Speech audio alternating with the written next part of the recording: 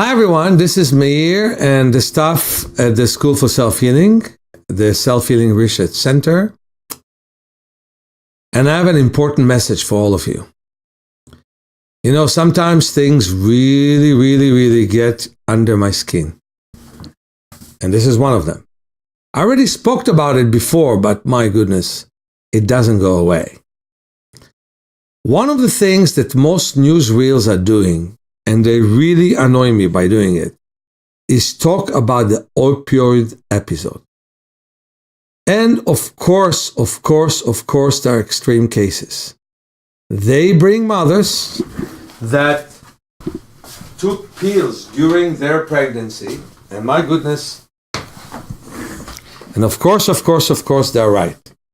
They bring mothers who took pills during their pregnancy, and then the babies are addicted. We have those cases. The mothers are highly irresponsible. I understand a pregnant mother who eats pickles, but drinking alcohol, taking drugs is totally irresponsible. But that does not lead to the opioid crisis. It leads to some addicted situations. And by the way, you can overcome addiction if you really choose to do so. I truly believe that. I've seen it enough times. No, the opioid crisis does not start there. The opioid crisis starts with everyone that you know. You go to a doctor, you have a little back pain. He doesn't want you to hurt your back. So immediately he gives you a pain pill. What do you do then? You don't really fix the reason for the back pain. You get a pill that kills your pain. And by killing your pain, it kills a part of you. It doesn't really help you, just helps you to feel better for that moment. Guess what? There is also the next moment.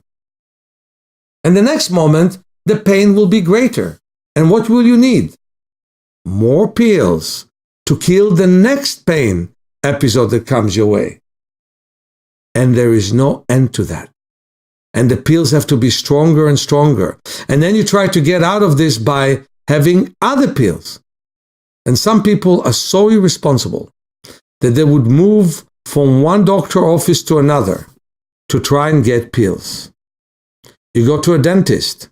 He extracts you go to a dentist. He extracts your tooth. Well, he gives you a bunch of pills so you won't feel the pain. Guess what? Those pills have side effects. And then we have other problems. Diarrhea. Or worse than that, constipation. Poor blood flow. Now it can go further and further and further. And so let's understand that it doesn't only stay with you in terms of painkillers and other things. How about blood thinners? Many people take aspirin to thin their blood. What do you think it does to the motor system? So, we need to start and be real and see that us, our friends, our doctors, push for the crisis that we're under. You want thinner blood? Well, breathe deeply and exercise. You also need thick blood. And when doctors start to calculate when you need thin blood and when you don't, it's exactly when you have a lot of problems and sometimes even die. You want out of pain? Find out why you have that pain and work on getting rid of the reason for the pain. Accept your pain, like your pain, learn from your pain, and the pain may find its way out. It is so unfair to the body. I will never ever forget this very ignorant woman who told me that she has contact lenses that are too tight for her eyes. They're not a good fit. But she wears them because she wants to play tennis. Until she changes them, she will take aspirins to not feel the pain. Can you imagine how disrespectful she is to her body? Well, we all are. We live in a world where the comfort of the present is more important than what happens later on.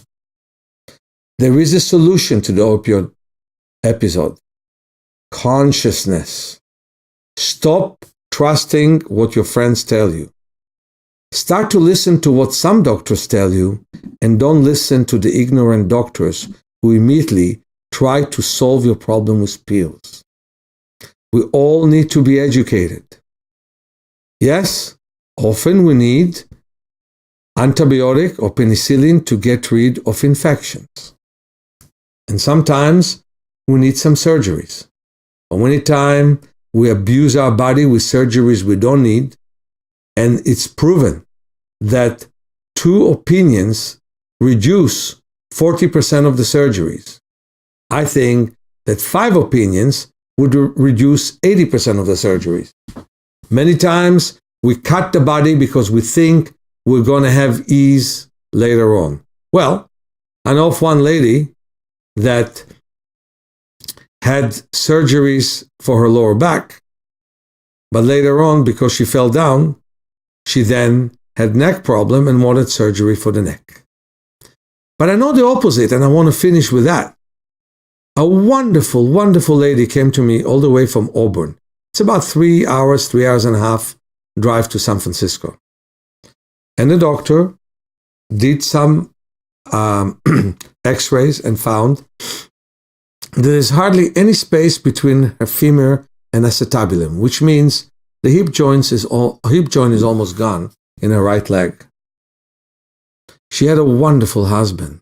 I always was kidding. He was also a tax collector, but a wonderful one as well.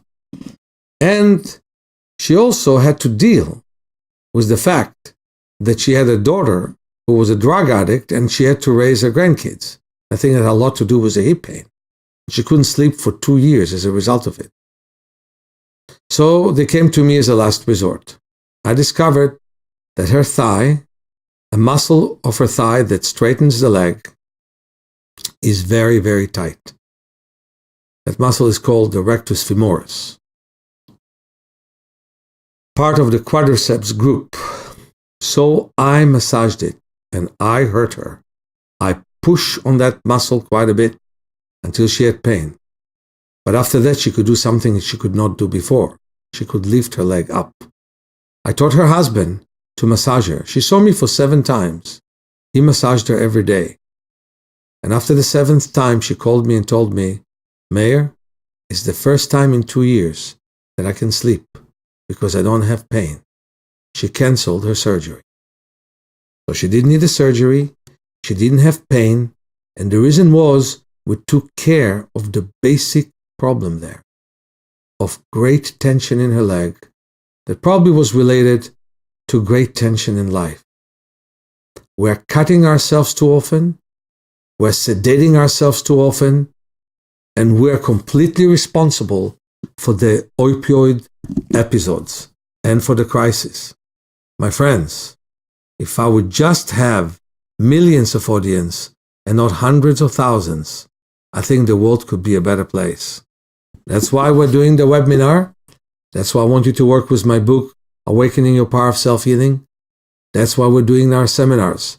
We want the world to be a better place. And it can all start with you. Talk to you soon.